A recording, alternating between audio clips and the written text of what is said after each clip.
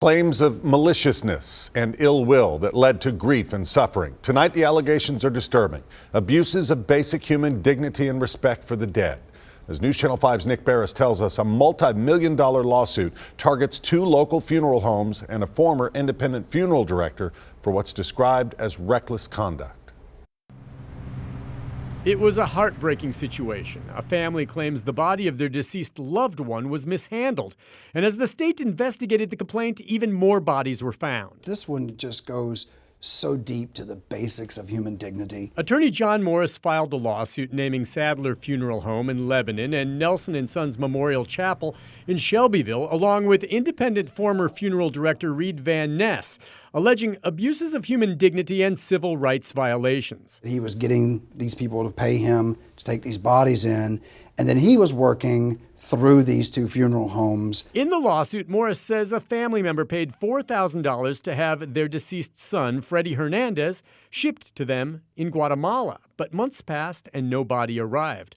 A complaint was filed with the Tennessee Board of Funeral Directors and Embalmers, and investigators made a startling discovery. Between these two funeral homes, they found 15 bodies that had been left, some of them in various states of decay, including Hernandez's body, which should have been shipped to Central America. The state fined the funeral homes thousands of dollars, and Van Ness surrendered his funeral director license. Several of the bodies found were there for months, some decomposing. Some were not properly labeled for identification. I don't think any human can look at a situation like this, regardless of who it happens to, and not feel in their heart just how terrible to have their family member just be left to rot in a room somewhere. The funeral homes accepted the state findings, but told News Channel 5 that Van Ness was largely responsible. Van Ness told News Channel 5 they all were involved. Morris says all three are culpable of this very sad, atrocious situation. The lawsuit is filed in federal court seeking $4 million in damages for negligence and targeting a vulnerable population.